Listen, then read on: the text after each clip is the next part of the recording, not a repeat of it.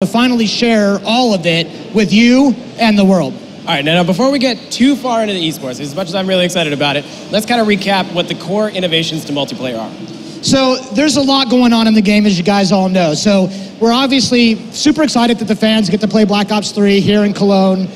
But we all know, hopefully by now, about the new momentum-based movement system. That's the system that lets players fluidly thrust jump and wall run and swim and navigate through the world. There's also the specialist system. And the specialist system really challenges the way that players engage in combat in key points in the match. And you're going to see that, of course, featured here as well tonight. Yeah, I think between the new movement system and the specialist, it really opens up like a really incredible strategic opportunity. So, you know, with that in mind, was the game kind of designed, or were those features really designed with esports in mind? Yeah, so really since the start of the Black Ops series, we've been really looking at esports as this great opportunity, extremely fast-growing component of everything we do. The game modes like Hardpoint, the Codcaster, these are all now staples of Call of Duty and the competitive scene. We think the core movement system and the specialist are going to lead to some really great competitive play. But all of that's really just the beginning, as we will show you all of it today. Awesome. Well, I can't wait to see it in the hands of the pros. These guys are so good. So, speaking of which, let's meet our casters who will be helping us MC tonight's matches. Thanks to the MLG for letting us borrow Maven and Mr. X. All right, thanks, Scott and Vaughn. I am Maven, joined by Matthew, Mr. X Morello. But it's the esports reveal. How pumped are you? We are beyond excited for this. Yeah. We both love Call of Duty esports. We travel to all the events throughout the year, and this is what it's all about. I mean, Black Ops 3 esports, where it all kind of started with Black Ops 2, it's going to be massive. It's incredible. I know we've been so excited. We've had a couple days here. The players have been playing a lot. Some of the stuff we've seen them do has been absolutely ridiculous. We've had some hands-on. I am so excited. There is so much more information, so many features to bring to you over the course of the next hour. And the game just looks beautiful. I mean, as the players are playing it, the movement, like they were talking about, it's really fluid, really easy to get a hang of. It's going to be awesome to watch them play. All right, well, speaking of those features, we've got Scott and Vaughn with the rundown. Thanks, guys. Now, Vaughn, Treyarch has a long storied history with esports, with the introduction of COD casting tools, league play, and integrated streaming in Black Ops 2. How did you guys really kind of set out to top yourselves in Black Ops 3? It's been a really amazing experience for all of us to watch the growth in competitive Call of Duty. I've said it before, but it's really important to say that until you watch competitive Call of Duty be played at the highest levels in an arena like this one, it's very hard to understand, and that's why it's important for us to showcase it. Starting with Black Ops 3, though, it was very important for us to really make sure we made the right choices about how to continue our investment that we've put into the growth. So our esports agenda innovates in a couple of really important ways. First, we really built league play and put it together and are calling it Arena, and it's made it a far more accessible experience, which we're going to tell you all about. We did a bottom-up evaluation of how game content is used competitively, and we want to make sure that that's a part of the experience, and you're going to see what that feature is all about. We've also spent a lot of time on the Codcaster feature itself. We need to make it easy to configure and set up. We have to provide some new tools for the casters to create the best broadcast package that they can for their viewers at home. Being able to spectate a Call of Duty competitive game is just as important to us as being able to play one, so that one's very important to me personally. Awesome. Well, let's start with the weapons and gear. Obviously, that's integral to the competitive experience. These guys, they become accustomed to things, they get really into it. In years past, the competitive rule set was kind of defined by competitive organizations, by the developers, by the teams. But now with Black Ops 3, you're really kind of taking that and putting that power back in the hands of the players. Tell us about protects and bans. So there's no doubt that this is the most significant change to how Call of Duty esports will be played over the coming years, and it's something that I'm really excited about. There's always this pretty large and sometimes contentious sort of idea about what should be restricted. What do you consider competitive? What do you consider anti-competitive? And how does all that work? But restricting game content actually takes the game and sort of pushes it further away from how the vast majority of people actually play the game, where they play with everything. So it's on us as developers to properly balance the game for sure. It's on all of us who are interested in esports to promote a real healthy ecosystem where the public game and the competitive game can be as similar to one another as possible. that's why right here, right now, on this show tonight, we are going to demonstrate the bans and protect system. So when you're playing in a competitive game in Arena or in a custom game, there's an entire metagame where players take turns deciding what piece of content they want to ban and what piece of content they want to protect. So before the game even starts, players are presented with a series of choices. Each player votes to ban or protect one piece of game content. Now, this is a very flexible system with a lot of custom configuration. Now, for the purposes of demonstration, we put all of the game content in the system. That's anything in Create a Class. That's all the score streaks. That's every specialist, weapon, or ability. That's hundreds of pieces of game content. So it's a whole new meta layer for the game, one that the players are in complete control of. This has the added benefit of truly demystifying that behind-the-scenes negotiation between players and leagues and developers that you were talking about. Now the players will decide, and those decisions will change moment to moment, game to game, and opponent to opponent. Yeah, well, it's kind of interesting because you mentioned specialists, which of course are new to Black Ops 3. They introduced a completely new class of weapons and abilities in the game, which can really, really shape a match. How do they fit into the competitive environment? As we've talked about before, we like to say that the specialist weapons and abilities are designed to fit in that power band that exists between all of the content in Create a Class and the score streaks themselves. So it's absolutely true that specialist weapons and abilities are going to be extremely effective and very, very powerful in a competitive game situation.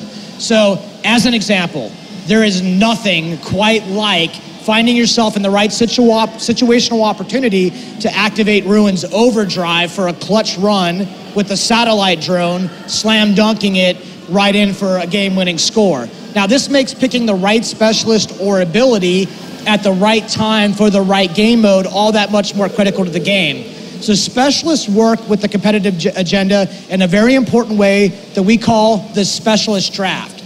Now, the specialist draft is when each player from each side can only have one specialist weapon or ability per team. So let me use an example. Let's say it's a pro game, it's 4-on-4, it's uplink. During the setup of that game, only one player can take Ruin Overdrive. The other 3 players on that team have to take a different weapon from the specialist or a different specialist ability. There's a lot more to discuss. Yeah, I mean, it seems like the teams have to think very, very carefully about what they pick.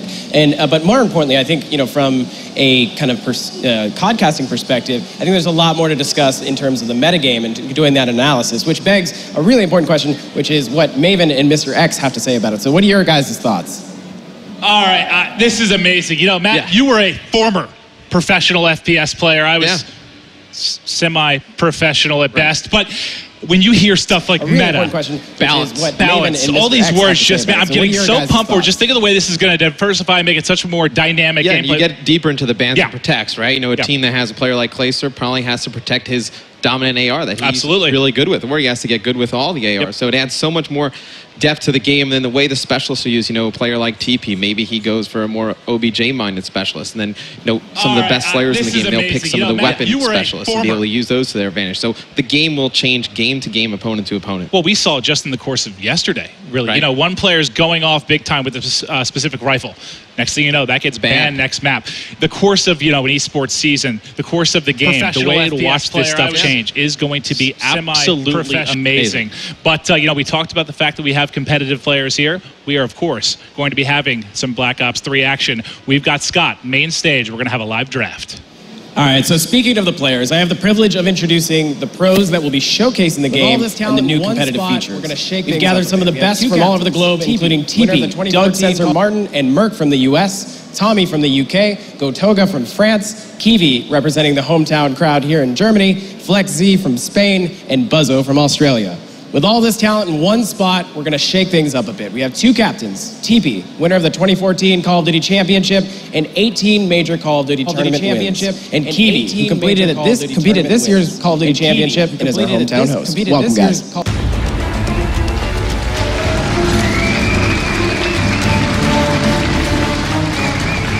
All right. This is your guys' first opportunity to go really competitive in this game. So, how does that feel? This game is awesome. It feels like Black Ops 2 with the new movement, maps, and other new stuff. I can't wait to play this game. Awesome. And what about you, TB? It's an honor to be here to represent the COD esports community. Seeing it grow over the years has been absolutely amazing, and I think we're in for a very good year this time around. Awesome, awesome. Well, due to a coin toss earlier tonight, we decided that TEEPEE was going to have first pick. So this is a pretty defining moment. So who's it going to be? My first pick is Buzzo. All right.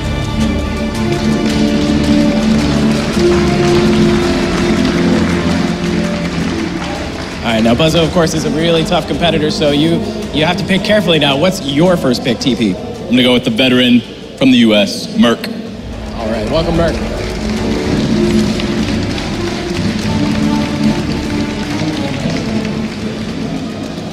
Okay, so this is kind of a defining moment, Kiwi. So who is going to be your next pick? The one and only Sensor.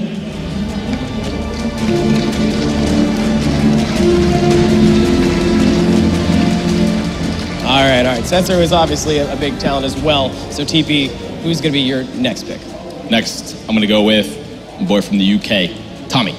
All right, welcome, Tommy.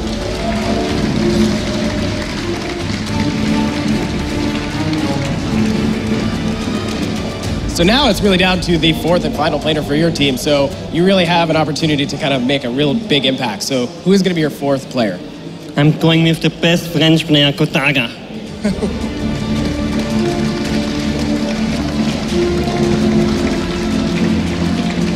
All right, last and not least, TP. Last, I got my guy, Flex Z.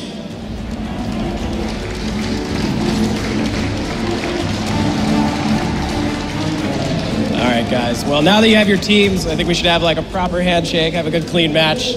Thank you so much. Now for some analysis, I'm tossing it back to Mr. X and Maven. All right, great stuff, Scott. Matt, let's break down these rosters. What are your initial thoughts? Teep's team's going to be pretty good. TEEPEE and Tommy on the same squad with Merc. Expect Merc to be running the AR on this team. Then I feel like Tommy's the UK version of TEEPEE in a way, right? They're just so good around the objective, such selfless players. Expect them to do some really good things. But look out for Buzzo. We've been, watching these players play throughout the last, 2-3 days, and Buzzo's been absolutely crushing. I mean, there were multiple games that we were watching. Obviously, we were messing around with the Codcaster mode, getting hands-on as well, and Buzzo would have like 48 kills. I look down, and the next closest is going to be 24, which is just absolutely ridiculous. But taking a look forward, our first game type is going to be Combine Hardpoint for game number 1.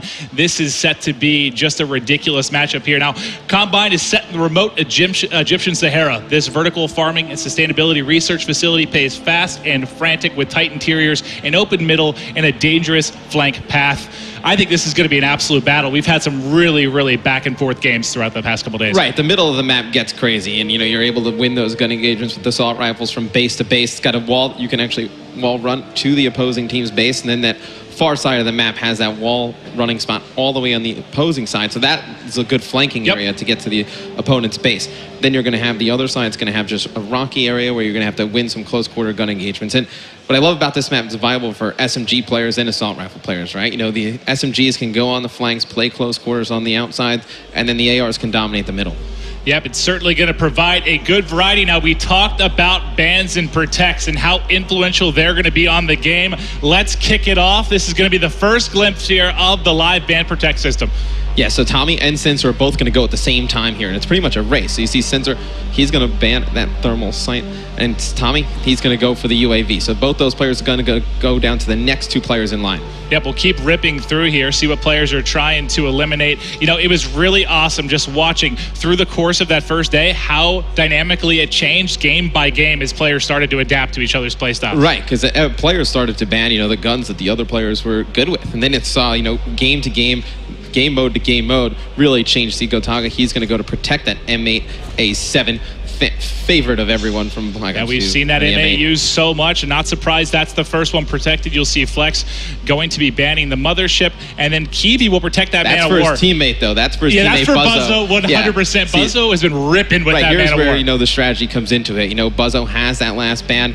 He's not going to be able to really, Merc would have probably banned the man of war right there. That's been Buzzo's go-to.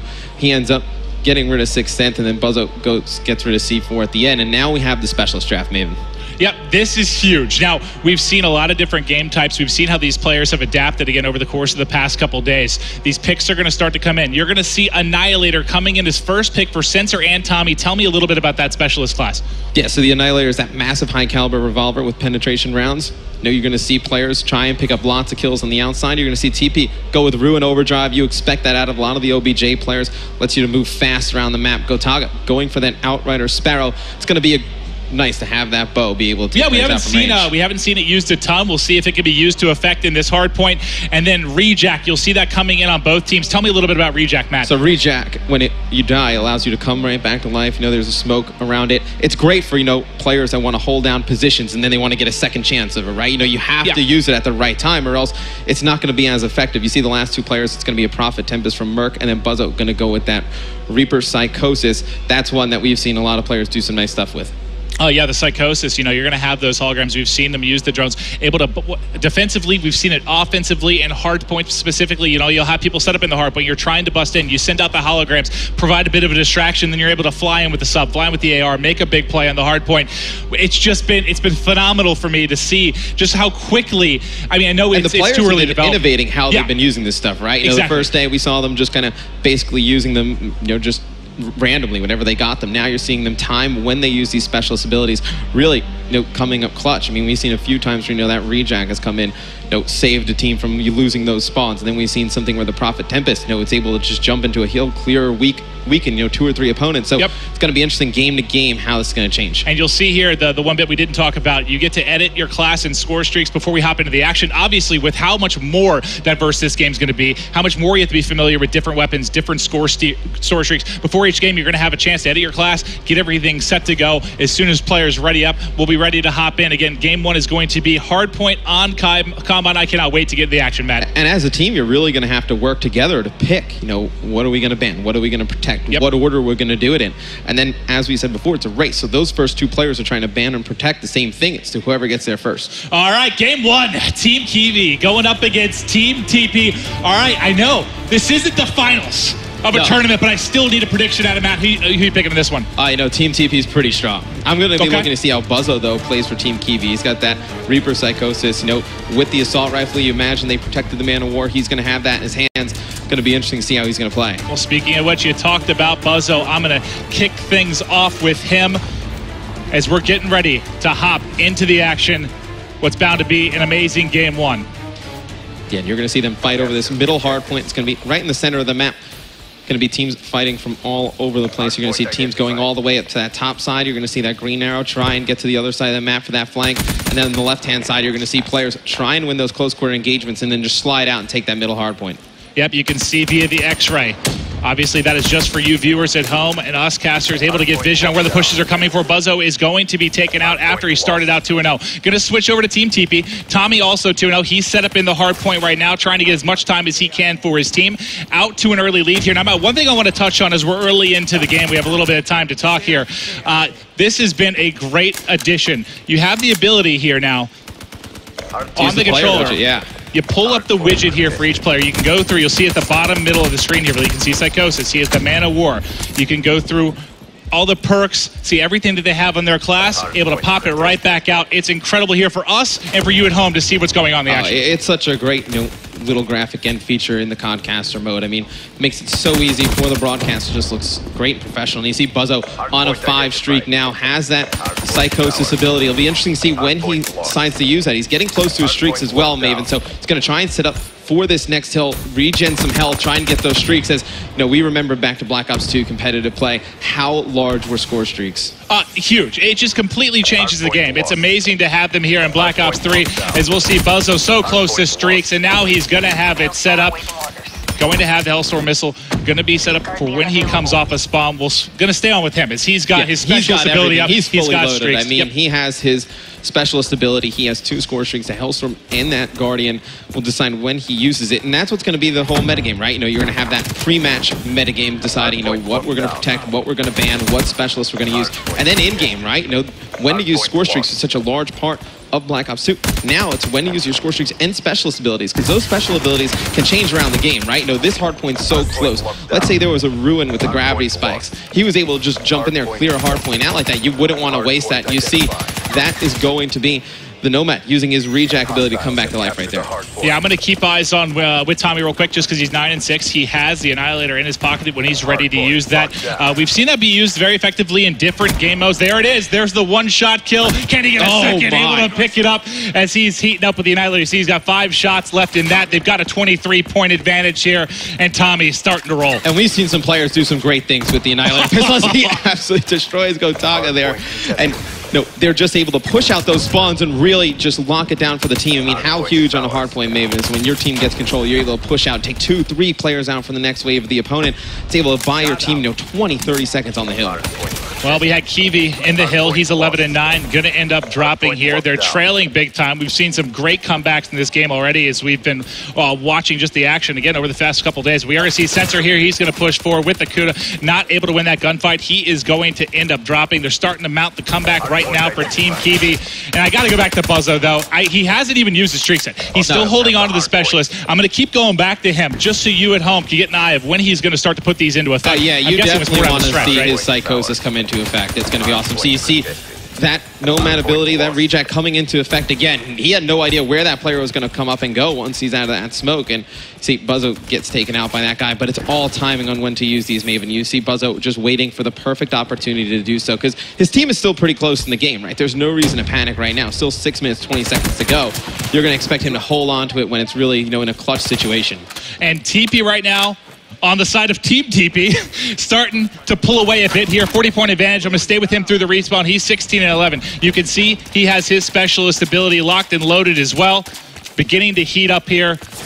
Starting to really pull away. Excellent job from his side thus far. The specialist abilities are going to change from player to player. You see the overdrive is going to be activated by TEEPEE. He's going to get that fast player movement cross map. You're going to see OBJ players in lots of, objective-based game modes obviously use this, and as he's using that Kuda probably the favorite of the SMGs from the players thus far. Yeah, you can see how fast he was able to get into the action, get back to that hard point, pick up the 2-piece there with the sub. Great stuff from TEEPEE, and they're completely in control of this game right now. Look back to Black Ops 2, right, for competitive games. There was the OBJ players, the anchors. Now, with the specialist abilities, you're going to have different, anchors and OBJ players play differently. Like an anchor, for instance, would probably use the Outrider Sparrow, the compound bow. Able to just stay at range and pick players off. Maybe they use the Annihilator pistol, able to pick up some easy kills on the rotation, or even, you could say you can use the combat focus, earn more towards score streaks while it's activated, rack them up. And here's you see the compound bow come into effect. Sorry, Sensor, going to stick that one in your back. He's going to tag him up, just trying to pick one up, gets hit markers, and in comes the Sparrow kill for Gotaga as he's able to take out It's such an awesome animation when he hits him with the bow. It's just awesome. Watch the players fly back. You see Tommy with that Annihilator pistol yet again, picking up another one. He has been so good on when to use that. He's done a great job knowing when the players are coming off spawn and from where, and then using that specialist ability, able to pick up 2-3 kills for his team. And Buzzo pushing in, still has the Hellstorm, still has his specialist to work with as well. He's got 3 players in front, getting pushed, not able to clean it up. You can see we've got like 5:45 on the clock right now, and this one just continues to pull away here. Yeah, and you see Flexi with the Kuda, going to be playing pretty OBJ-minded near the hill. It's going to have one player use that reflex ability outside. Now they're just going to watch this side door.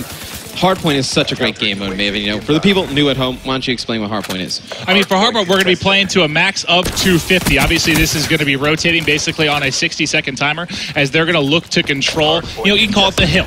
Basically, you're trying to lock down this area, and so far, it's been Team TEEPEE just completely controlling, and that's really on the back of TEEPEE and Tommy. You can see Tommy doing it objectively. He's been doing it in the slaying department as well. Who's really been jumping out for you on both these sides, Matt?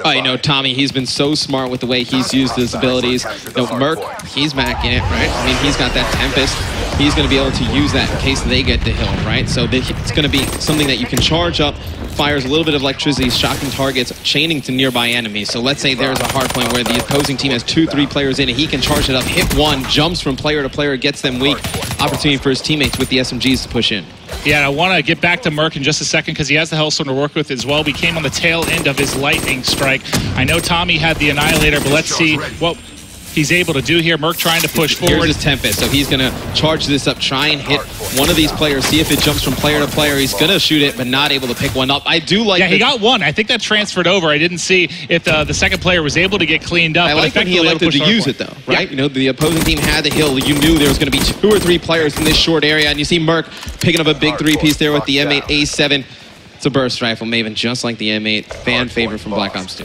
Merc looking so comfortable yet again. And there you go. You see the clone coming through. He's going to get shots in. But now it's time to call into Hellstorm. Here it comes. Can he line some up? Boom. And there it is.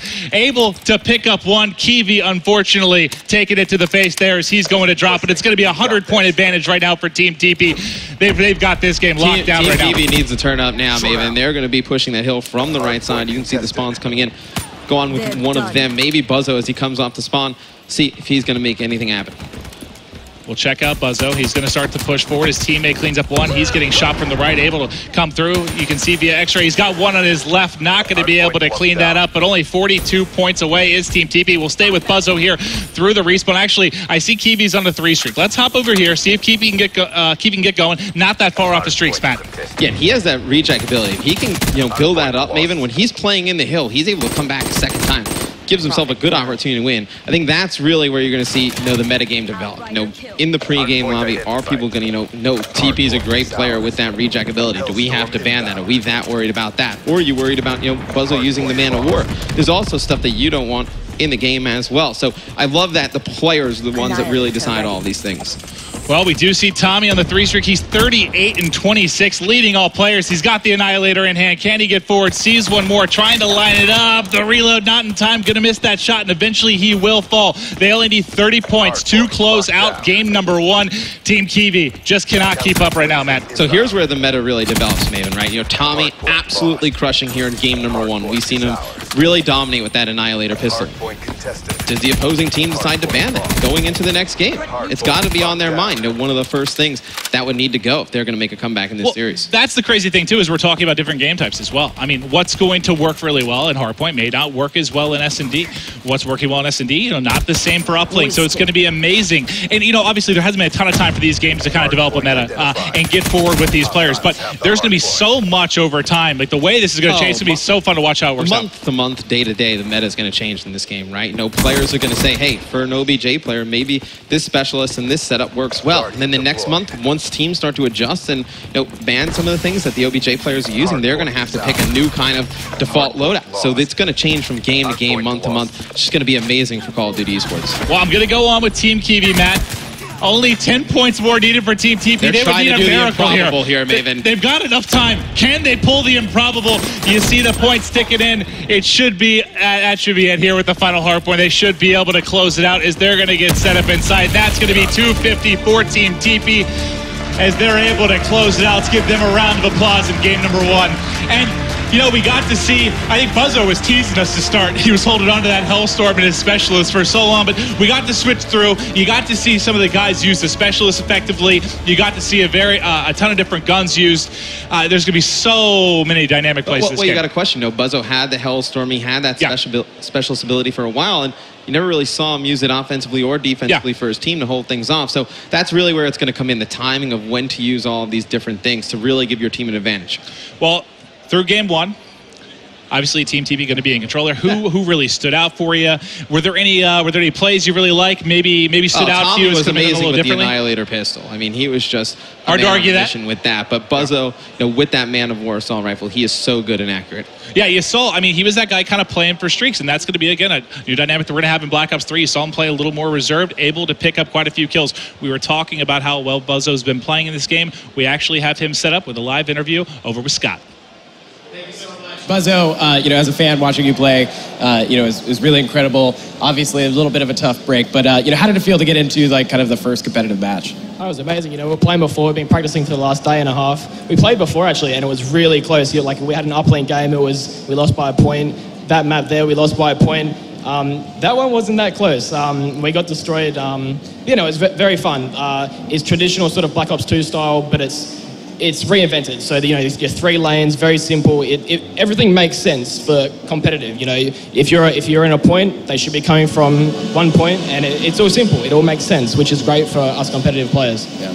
I just wanted to ask you real quick.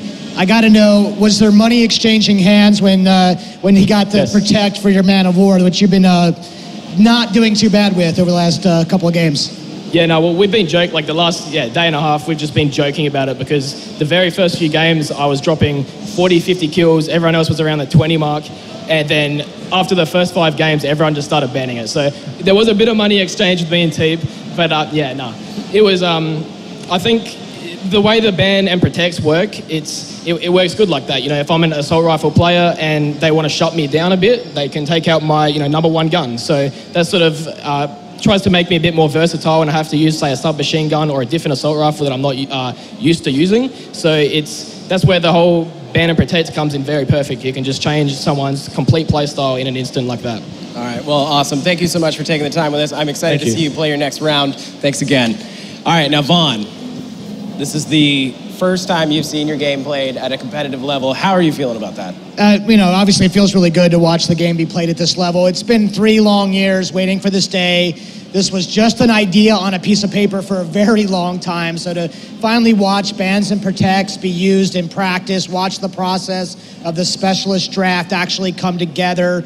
Of course, with this important milestone done, the next step is to get this in everybody's hands. Well, speaking of everybody's hands and get it, going ahead to launch, how does, as Treyarch as a studio, kind of philosophically think about the balance between making a really compelling esports experience, but at the same time, making it accessible and enjoyable for the fans at home? It's an important question, and I get asked about this fairly frequently, right? There's little difference philosophically between people that engage with the esports features and those that log in and jump into a public match. We're striving for a balanced and competitive game all the time. Anyone needs to be able to play and enjoy it, needs to be on an equal playing field. We want to see the best competition in every game. And, starting with Black Ops 1, we made some good strides with the esports initiative. Going into Black Ops 2, we were able to grow the competitive agenda. But Black Ops 3, we believe these features are really going to help expose competitive to a broader audience by giving every player agency over what they deem competitive with the protects and ban system. Well, yeah, but also at the same time, you're creating a path for players who play, competitively, maybe on a personal level, but aren't part of a formal pro team. Tell us a little more about Arena and how that really differs from League play. That's a very important point to make. Arena is the ranked online play and the replacement for League play in Black Ops 3. In Arena, you are ranked on wins and wins alone. If you win, your rank goes up. If you lose, your rank goes down. All this is visualized for the player with a really simple numbering. At this point in development, there are 20 ranks as well as a master's division at the top. Every 5 ranks, you need to string together even more wins to go to the next level, so it gets progressively harder. Now, this system has some built-in protections that we're excited about. For example, you need to lose 2 games in a row in order to be demoted. You lose 2 steps in the ranking system if you quit out of games. But we don't let you be demoted out of your skill tier to prevent reverse boosting. So as a player, this is very easy to follow. You have a number. The bigger that number is, the higher rank you are. The number goes up when you win games, and all the ranking is done at an individual level. So you have a rank, and I have a rank. You don't have to try to assemble the same 3 to 5 people every time you want to play, although it doesn't hurt to play with the same people every time. That only helps you win. Arena will improve the experience for everyone because of how accessible it is.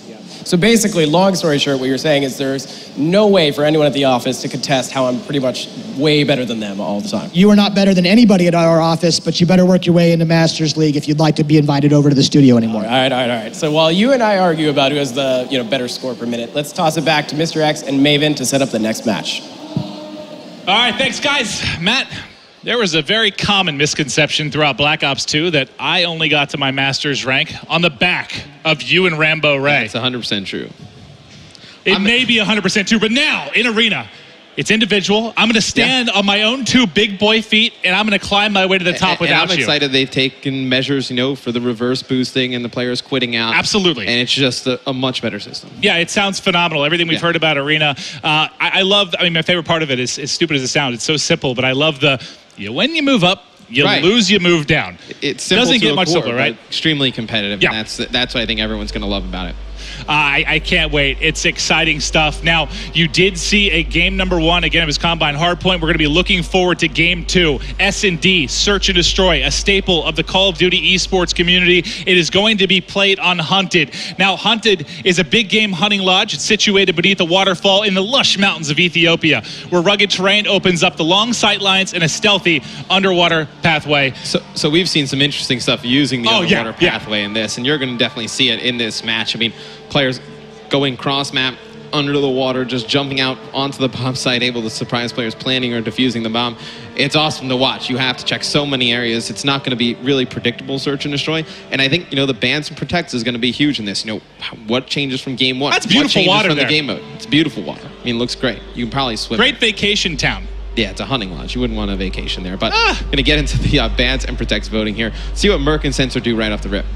All right, time to get going. Now we are going to see, again, the M8 going to be banned. It's going to be Sensor taking it off the map here. And again, these players, I know we're just starting to go live here with our gameplay, but they've been feeling each other out here for a little bit of time. And then you're going to see Merc. He's going to protect Vision Pulse. So Vision Tell Pulse. me why. Because we saw a wild play with it pings the surrounding area and tags the location of all enemies within the range for a period of time. So we saw Tommy do some amazing things with that Gotaga. He's going to protect the Man of War for Buzzo. That's Buzzo's go-to gun. You're going to see TEEPEE. He's going to ban the UAV. Doesn't want somebody on the opposing team to really just pick up some easy kills, get that streak right off the rip. So let's see what Flexi and Kiwi decide to do with their bans or protects. Yeah, it's a common one we've seen. TP missed her objective, making sure the UAV not going to be involved. But next up, Flex going to be taking out 6 cents. We've still got 3 bans and protects left. And you saw the work getting done with the Annihilator and Hardpoint. Yep. Think about how much more effective it would be in S&D. Right before Tommy could get to protect it, Kiwi removes it from the game. So that's actually really big. Tommy, he's going to protect Glitch, which we saw some amazing stuff out of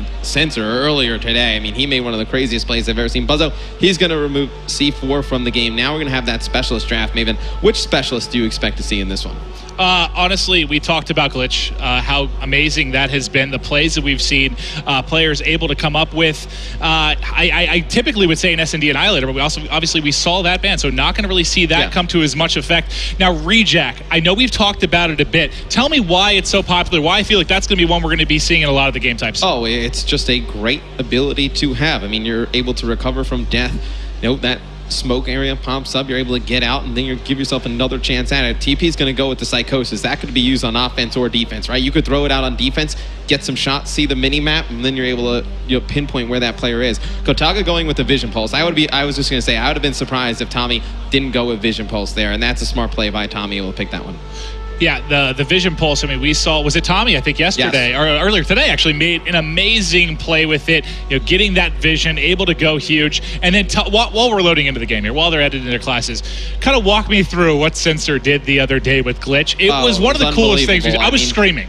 It's S&D on HUD, and he's in the middle of the map. He has the specialist ability. There's a player using Reaper coming around the corner, knows where Sensor is. Sensor glitches as he gets hit. He goes to a building where he previously was, and then the guy with Reaper, he just looked like he had no idea what happened. He came around the corner, and he looked, and he's like, he's not there. And Sensor was able to pick up the kill. I think it would decide the map, so it's a huge play. It was perfect. You just saw the other, you could see Sensor's point of view, and the other player just like head on a swivel. He's like, where did he go? And the shots come in from behind. He gets cleaned up. I think it was like a 1v1 situation, too. Players were going nuts. It was such a crazy play. But you see how different the specialist draft and the bans and protects works from game mode to game mode. Oh, right? Yeah, I mean, in S&D, it's going to be completely different than what you would use in a respawn game mode. So it's just awesome to see that type of diversity in Call of Duty. And it's going to take a really good team leader, right? Somebody who does the study work on an opponent, knows what they like to use. And then it's going to create, players to be more versatile, right? I mean, if everyone knows you're going to be good with a gun, they're going to try and ban it right away. And then it comes to the point, well, do you want to waste one of your bans or protects on it?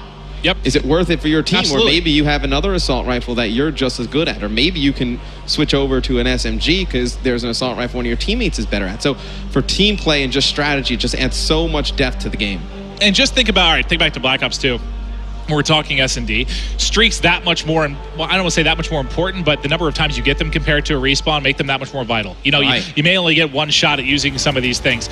Now that you have the specialist to go with it, there's so much of this, I think this baiting game, when are they going to use it? When is it up? There's so much more dynamic you game. use it and lose the round, that is huge. Oh, yeah. You need to win the round, you use those because it's huge for your team. We're going to jump right into the game. It seems like Merc busting out the sniper rifle here. I mean, we have to start with Merc, right? Yeah, I mean, when somebody's rocking the sniper rifle, got to show that action. You see he's got Rejack, he's got a pistol sidearm. What's he running for perks? Got overclock, fast hands, primary gunfighter as well, so he's going to have 3 attachments there. Dead silence back. You need it in SND with those footsteps, and see what he's going to do off the rip. He's going to go to this left side. I saw them doing this earlier. Maybe watch this. They're going to cover for Tommy as Tommy is going to try and run on the wall on the side of that bridge and get to the opposing side of the map. Catches Gotaga off guard there. And that's incredible. Great stuff there. They're worried about the sniper of Merc. And then a lot of times where we've seen engagements here, as can he get a second? No, going to get tagged, hit markers for days. A lot of these pushes, a lot of the engagements has been coming kind of by that. There's an area up here where Kiwi was covering. He was covering the B bomb site. As we'll see, it's going to be Flex who would attempt to get forward here and push this, but everyone's rotating back. They know the bomb's here. Merc's set up. He's got the pistol out. You know, he's not in the best position because he had that sniper for this particular spot, but there it is. My. Merc Sorry, picks off Kiwi with the sniper. We'll see you next round, pal. Yep, see you later, Kiwi. It's going to be a 3v2, and he's going to get a hit marker with the sniper rifle. Now going to elect to push with that pistol. He's going to get taken out from behind, so it's going to be Buzzo, last one alive here for Team Kiwi.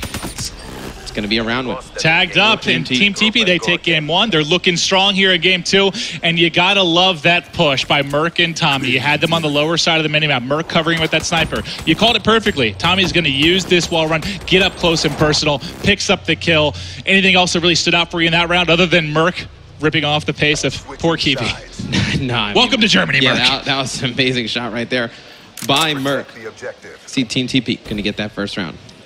I'm going to jump over to the offensive side. Watching Gotaga here. I'm actually going to go to Kiwi because he's going to be your bomb carrier. As it looks like they're going to try and get aggressive on this B site. He's going to be tossing a grenade forward, able to get a hit marker, back him up. Let's see if he tries to get pushed forward and go for a quick plan here. Well, it's so dangerous to go towards this B site, right? Because if there's a player on the defensive and over at A, they can actually jump into that water, get cross map so fast, jump up right up and surprise you. See Tommy on the left-hand side with TP, going to gain some support fire, going to be able to take out Gotaga there, and you see the man of war in the hands of Flex, and he's going underwater, Maven. He's got that glitch to go as well. They've got the bomb planted. Can he make this sneaky play? He's going to get up here. You see it getting used. The hip fire coming in. It's going to be able to clean up the kill. That's all four down. That's going to be a defuse coming in, and it looks like he's actually going to leave it up to Tommy, I believe. Yep. Yeah, Tommy probably going to get... Oh, look how close he is. He actually gets his specialist going into the next round, so that is huge. So you see Flexi has it, Tommy has it as well. He drops it there for him. So do they use it to go up 3-0? Do they save it in case the other team makes a comeback? That's where the strategy comes in with the specialist abilities. All right, so far, we are 2 rounds in. You're seeing your round inning kill cam here, getting ready to go into round 3. You see Team TEEPEE already out to a 2-0 advantage, I believe, just due to time. We're going to be playing this, I believe, first to 4. So halfway is Team TEEPEE. Let's go over. I'm going to start off with the bomb carrier. TEEPEE is 3-0. And he's got his psychosis. I think we stay on with TEEPEE and see if he elects to use it this round. This would be a good round to use it, right? They can go towards B. Maybe he throws it around this corner. Exactly what I was thinking. So now, see, he's going to see the shots come in at the B bomb site. That player is going to fall back, and it's going to look how passive that player has. He's terrified right now. Does it work as well as TEEPEE like it? Sensor pops out at the perfect time, able to take him out. Going to go crossmat with Flexi. He's actually pretty weak, has that glitch ability, last one alive in a 1v3. I would not be surprised if he tries to use it this round, tries to clutch the situation. You know, you're already up 2-0. Maybe if he's able to get one. So he gets one. He's got the RC card. Does he elect to use it now, Maven? I'd like to see him try. He's in a 1v2. You're on the stream. Can you be Mr. Clutch? You're 4-0, but not able to win that gunfight.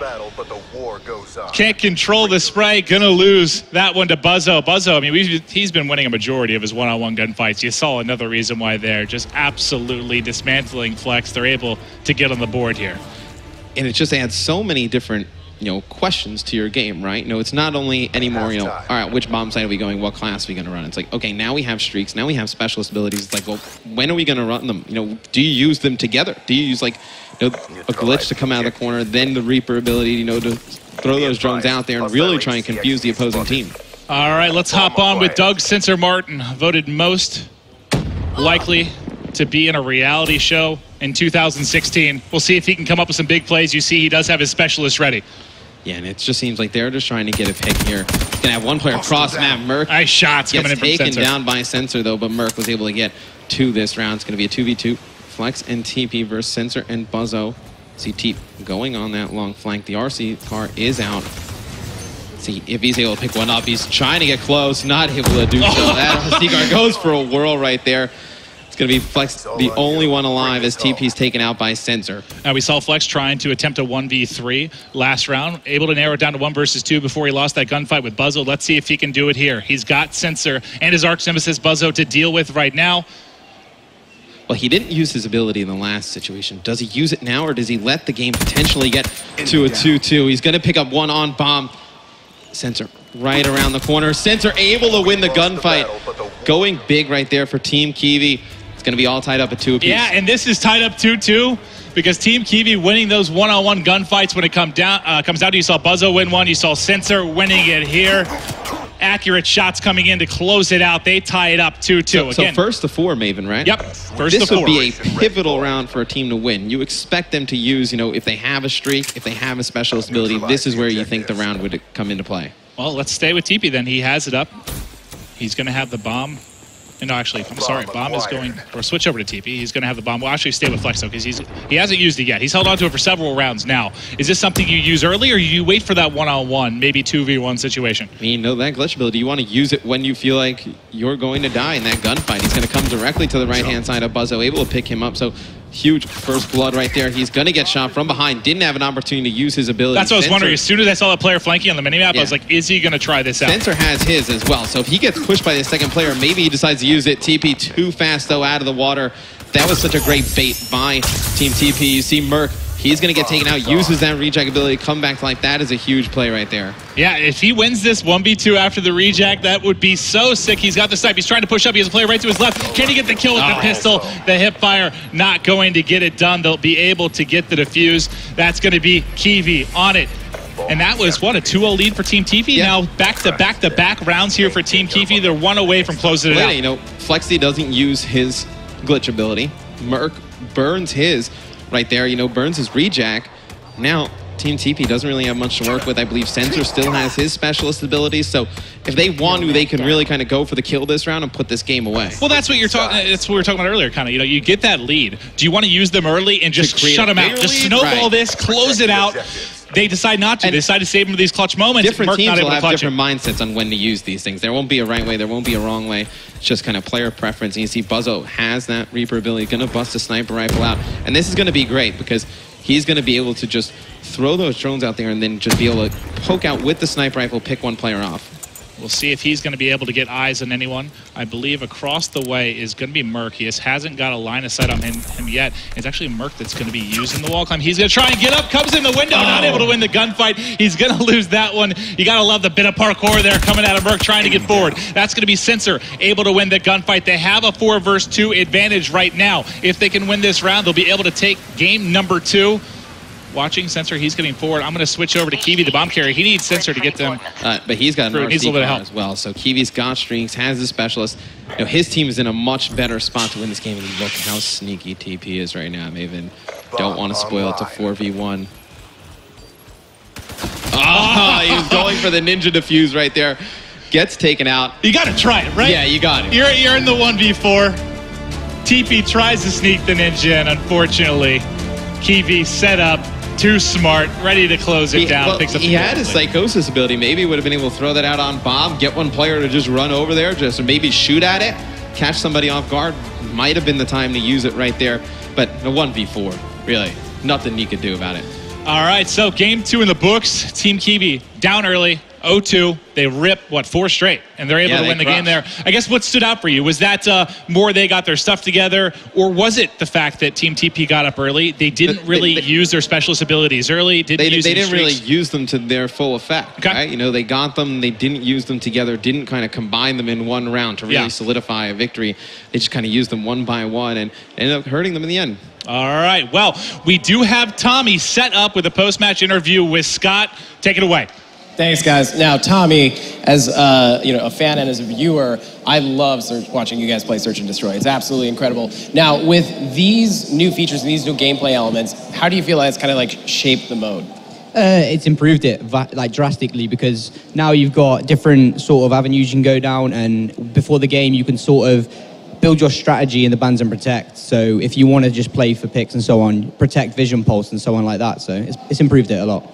In that match, I watched your beloved Annihilator get banned right off the bat as some sort of punishment for the game 1, I think. But then you got the save with the vision pulse being protected, but you didn't have a great opportunity to execute against that. What's the penalty to you when you don't pick the right time to use it? Well, it only lasts for like 2 seconds. It just does the whole scan of the map. So pretty much, I sort of used it prematurely. Like I just used it at the start of the round to see where they were going. Whereas if I saved it later on, I could have then we could have played as a team and got a pick. So it could have changed the whole game. Awesome. Well, that was an intense round, and I'm excited to see the third and final one. So thank you so much, Tommy. I really appreciate it. Thank you. All right. Now, Vaughn. Yes. We have seen 2 exciting matches, but we've also seen kind of these new suite of COD casting tools you guys are introducing, which, you know, really kind of enhance the experience in a big way. Can you tell me a little bit more about it? Let's talk about COD casting for a moment. Yeah. So there's a couple things that were really important to us with COD casting. As I've said, it's just as important to be able to spectate a game as it is to be able to play one. So we wanted to make sure that COD casting wasn't burdensome to set up in any way. Right? So in Black Ops 2, the caster can specify which settings he or she wants to use pre-game in the lobby before they even start. And those settings can be saved as part of the custom settings so you can be recalled and they're always available. Although we always want the caster to be able to quickly access all those common views, there's only so many buttons on a controller, right? So that's why we developed the quick settings menu. That's on the left trigger for the casters. So they can pull up all the commonly used caster tools, access them, edit, get back to the game as fast as possible just by simply pulling the left trigger and then pulling it again when they're done. Now, these are both tools that make it easier for the caster, but we also need to make sure that they can focus on providing the best experience to the audience. That's just as important as some of the new tools that you're seeing being demonstrated here. The player loadout widget is the big one. The player loadout widget gives the caster the ability to call up and specify any details that he wants. This can be any specialist weapon, ability, equipment, perks, wildcards. It can be any combination of those, as many or as few as he needs. Although the casters always do a phenomenal job of memorizing the names of hundreds of pieces of game content, they don't have to because the widget is scrollable so they can see exactly what's been equipped. But my favorite caster feature, and one that I've been thinking about for a very long time, has been the team identity. So as you can see in this broadcast, the casters specify the exact names of the teams. They can change out the team logo. They can set the colors that represent the team for the cast. This replaces everything in the game about team factions. It gives the caster the best way to represent the competition to his or her audience. Yeah, I mean, I think for me, like looking at it, you know, these are features and tools that were otherwise reserved for very elaborate productions, you know, events like this. But with Black Ops 3, it's like right in game. So, you know, it's really exciting. But in addition to that, you have one bit of other extra news, which is how you're improving the kind of just the ability to just jump in and see a match. So I'd love to have every single Call of Duty player tuned into the highest level of competitive game.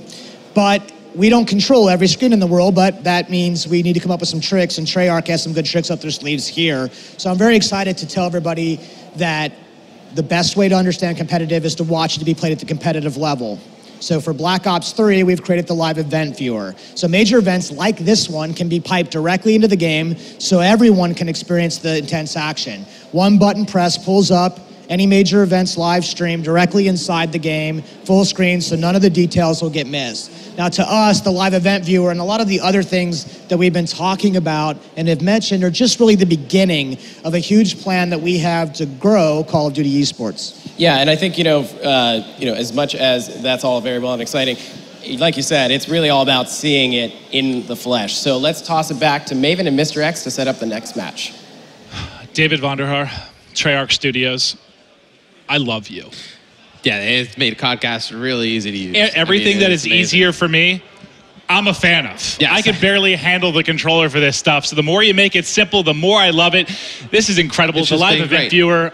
With the team identities, I mean, you're able to just go in there and type in, you know, Team TP, Team Kiwi, you know, Optic, FaZe, whoever's playing at, and then you're able to change it on the fly. It's just so easy. It's going to make for just a great broadcast experience. So many more tools. Love all the features and information we are getting out of Vaughn. Now, looking forward to Game 3.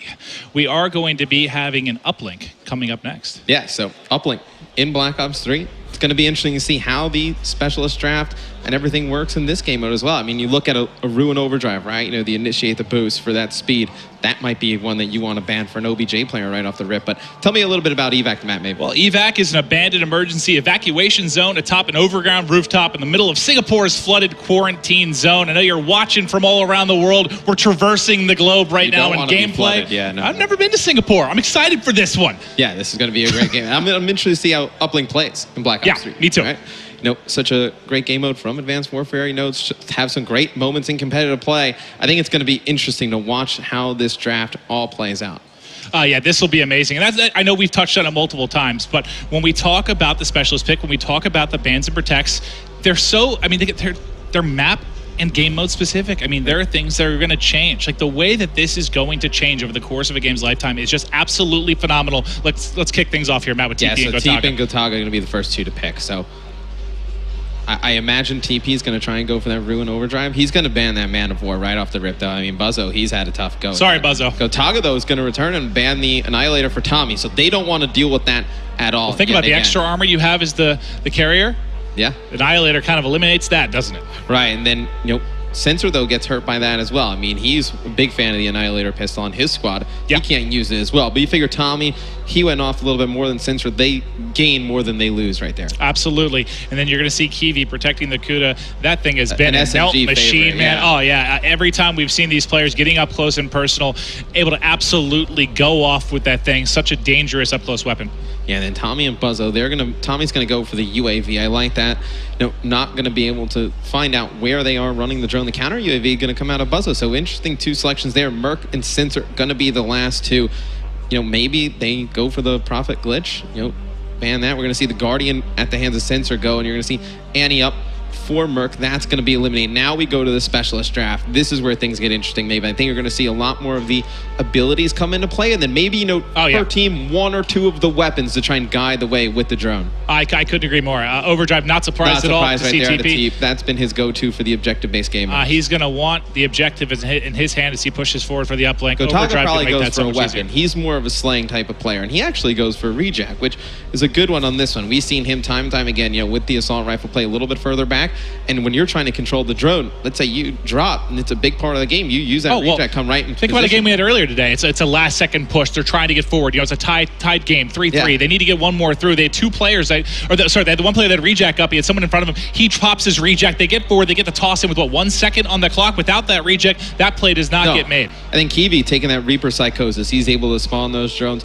He could do it while he has the uplink in his hand. That buys him 2-3 seconds, able to put it in. Tommy, he's going to go for that Tempest. Like we said, that's a charge shot weapon that fires the electricity. Do you think that has a big play here? I see it more, I guess, in hardpoint. I see it being a pretty effective. He might have something up his sleeve. Maybe around drone when you have, how many, on this map in particular, on evac, we've seen 5-6 people really in around that drone spawn. So maybe he's hoping he can get a little bit of splash damage there. Sensor with the Ruin Overdrive, not shocked. He's really the OBJ player for Team Kiwi. And then you got Merc using the gravity spikes. I would have liked that on hardpoint out of Merc. Able to go into the hard points, break that up. Now, going to the creative class system. All right, tied 1-1. Team Kiwi, Team TEEPEE. This one is for all the marbles. The players are getting fired up. We're ready to load in. This should be an incredible uplink on evac. Who do you think takes this one? Who do I think takes this? I'm going to ask you who you think, because you were going to throw me under the bus and make me pick first. So okay, I'm okay with this. I'm going with Team TEEPEE. Yeah? Yes, I am. Because you used to coach him. I know you're going to pick him, but you won't pick the same thing as me. Team Kiwi. All right. I expect Buzzo to have a big game. Buzzo, he's got that scythe ability on the Reaper. Step, massive high caliber, gun coming out of his hand. It's a machine gun. It's going to be really effective. All right, getting ready to roll here. You got a shot there of Tommy and Merc, all smiles. They're feeling confident, ready to get rolling here in game number 3. I want to know what Tommy has up his sleeve with that Tempest pick. I have no idea. I was trying to think of where. I haven't seen him run that the entire time he's been watching, so that's an interesting call. And he just saved it for game 3, right? Well, him, TEEPEE, and Merc have been discussing strategy all day. I mean, they're sitting next to each other right now, just kind of coming up with different routes to run. You see, they're going to edit their score streaks now. Figure out what everybody wants to run on the squad. Well, let's talk about score streaks. I guess what do you think would be most effective in a game like Uplink? Do you think with your basics, your Hellstorm, your Lightning? Oh, those are going to be huge. Uplink. Those are going to be huge. I think so too. I mean, especially really offensively, defensively. I mean, you think of it like you would a CTF. You're going to be able to make big plays as people are going to get forward. I mean, the Uplink has the Lightning Strike has that ping. I mean, you're able to figure out where players are. You can call that out to the teammates. Then you can decide where you're going to put it. And game loading up. You see right there. Going to be Team TEEPEE versus Team Kiwi. I have Kiwi's team. You have TEEPEE's team. I've never been wrong. We've seen Uplink, played on this game before. Obviously, we've had the privilege to watch it. It's fast-paced, like you see it now. But I think it takes even more teamwork, right? Oh, yeah, no, I couldn't agree more. Just due to the pacing of it, we've seen it taking quite a bit more teamwork, a lot more about control. Let's take a look here off the rip. I'm going to start things off with TEEPEE. Now, you'll take a look at the top middle of the screen, really, right under the time. You'll see it says away, basically showing that no one's going to have the drone in their hand. As soon as TEEPEE picks that up, it's going to now show TEEPEE. So just get an eye on there. You'll be able to see who's going to be carrying it. He also, remember, he has overdrive. He doesn't have it up yet. He's going to be taken out pretty much immediately, going to be dropped there. It's going to move forward. We're going to see Sensor getting his hands on the drone here early. But he's going to have to be careful when he uses that overdrive, right? I mean, you get dropped so fast with the drone. If you use it just single-handedly, you see Sensor, he's going to bait players out with that drone on the ground. He's got it already. He's got overdrive already. Oh, I mean, Sensor just absolutely crushes that player. You see how fast he's going. Goes over one. Able to throw in a one-point play right off the rip. That was disgusting. Doug Sensor Martin. Peace and love. Able to come up huge there. You got Gotaga was 3-0. I'm going to switch over to Buzzo. He's 4-0 right now. He's ready to get going. You can see he chose a weapon in this one. Gonna end up dropping there. Flexi is struggling at 0-3. I'm gonna go over to make it 0-4. We'll switch to Tommy on Team TEEPEE. They're trailing by 1. Remember, this game, for all the marbles, gonna be our final game, tied 1-1. And Tommy has that Tempest. Tried to get a shot off, wasn't able to, and it's got to get charged up. You see Gotaga trying to get in, uses the reject with the drone in hand, able to put in a 2-point play. So you see the use of the specialist abilities, able to help their teams put in those points. And it's going to be now going to Sensor. He's just going to toss it out, get guns up. Not able to win that one as Tommy comes flying in. Everyone vying for control right now. Closest man to the action going to be the French sensation, Gotaga. He's set up here. You can see he's got his specialist ready.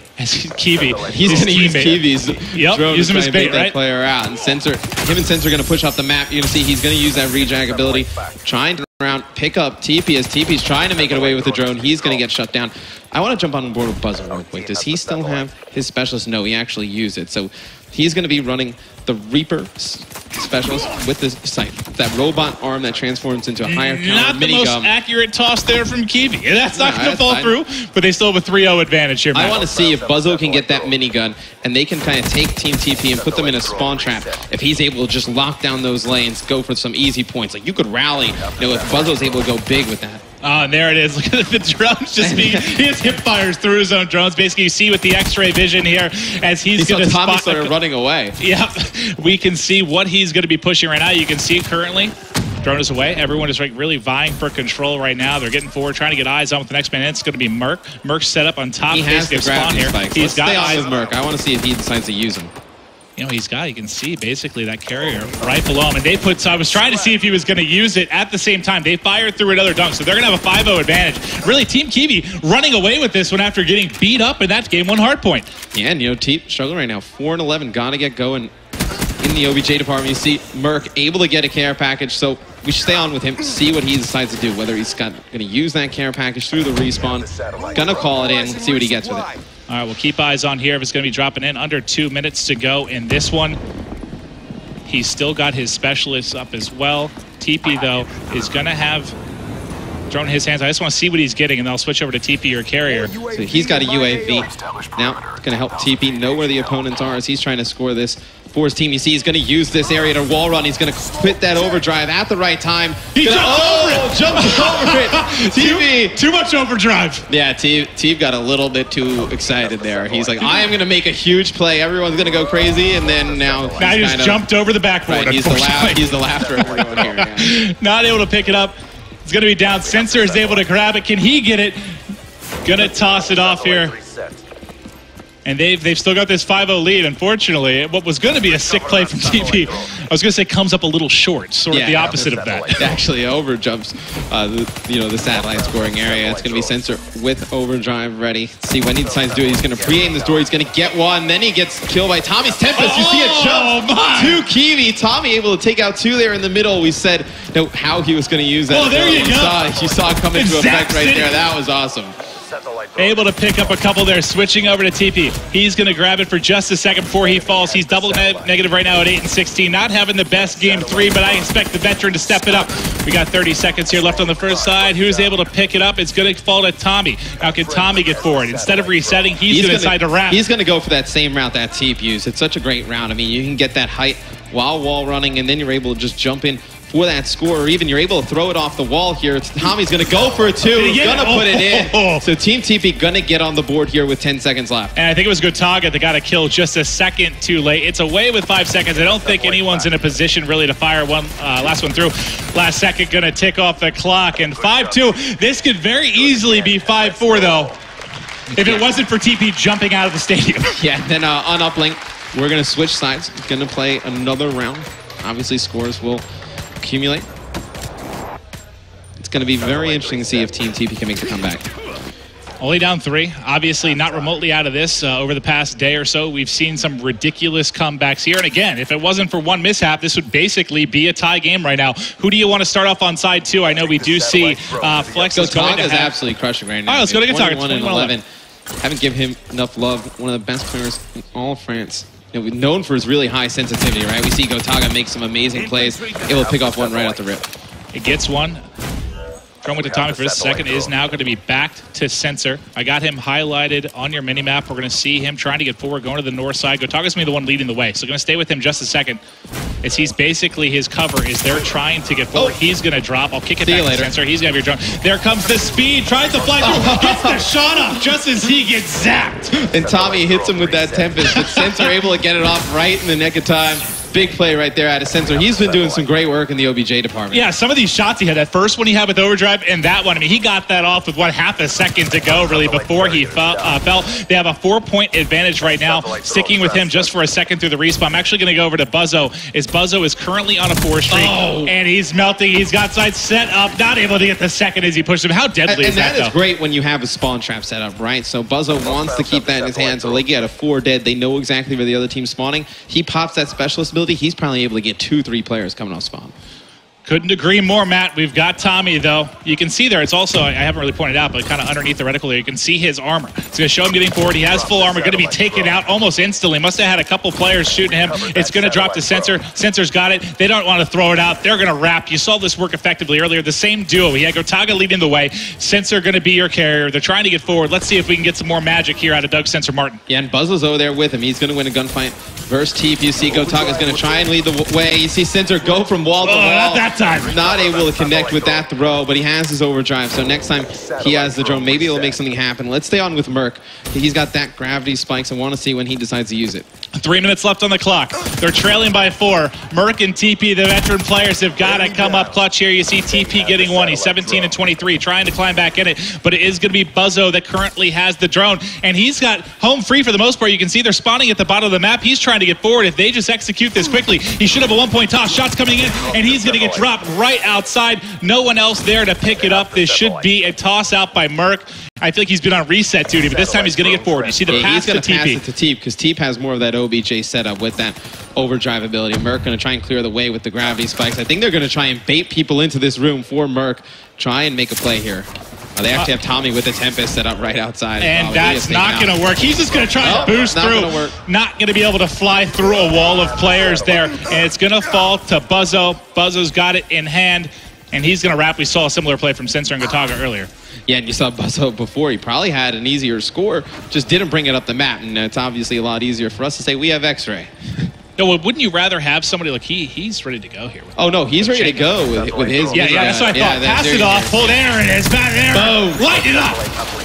And that's the right play. He gets one kill and then he drops. Right, then you really get that diversity of who's a Slayer, who's an OBJ player, right? Yep. You know, you pass it to the players who have those OBJ abilities, let Buzzo use that minigun to clear the way, and it really just defines roles that much better than specialists. Well, Sensor getting forward, they're starting to pull away here, 7-2, and then you saw the reject there as he's able to pop back up, provides a bit of a distraction, but not able to get it through. Do they have anyone there to get it? I think it was Gotaga, able to fire it through with the dunk. I don't think they intended it, but when Sensor had the drone, Gotaga used his rejack and that smoke came up. As soon as the smoke came up, you saw Sensor pop his overdrive and then try and use the smoke from Gotaga coming back to fight in front of him back to life to try and run that drone in. Worked as a great distraction, right? Yeah. All right, well, here they are getting forward yet again. You can see they've really been enjoying this north side of the map as they're coming forward. Can he make the jump? Gets cut down. Is there anybody else there maybe in a position to make the play? Kiwi was there for a second. Gotaga's coming from behind. Buzzo was there. He fell. Gotaga might have a chance there too. Can he get the third? Oh, loses the would have been a huge kill if he was able to pick that up. Dunk, free dunk if he wins that one. But honestly, at this point, 45 seconds on the clock. Team TEEPEE has to do something massive here if they're going to make this comeback. And if you're Gotaga, you don't even need the drone at this point, right? Maybe in 30 seconds left, you have Reject. You can just stay right on the drone spawn and come back to life, fight a second time. I mean, your teammates would have been up by now, but it seems like they're going to go for another score. And how many times have we seen this kind of grabbing drone, instead of pushing forward, they're wrapping back? They've been wrapping around the back and taking the north side. Didn't really see that from the players when they first started playing the map. Already starting to develop a bit here. The toss goes way off to the right. Not able to sink that one. Clock is ticking away. This is Team Kiwi's game. There is no amount of miracles that can bring back TEEPEE. You've seen Kiwi go massive. Same with Gotaga. Sensor doing a nice job in the OBJ department. You see Gotaga picking up one here. He's just trying to pad his stats a little bit. Buzzo's been so consistent all day long. Team Kiwi wins this one. And you went with TEEPEE. You tried to take that prediction away from me. You thought you were sly going first. I really did. You baited me into it. They looked so good in the game one respawn. They disappeared. They fell apart. I'm going to be having a long, stern discussion with Merc and TEEPEE tonight. Well, once they kind of figured out the opposing team after that first respawn, you saw the bans and protects change. And that, uplink right there. And Tommy without the Annihilator pistol. So what was the difference maker? What was the difference maker in this series? Would you argue, it's early on, do you think that Team Kiwi adjusted to specialists and bans and protects a little bit quicker? Because that game one, I mean, that was an easy win. Game for Team two, TEEPEE. we saw, Team TEEPEE, they didn't really use their specialists to their fullest potential.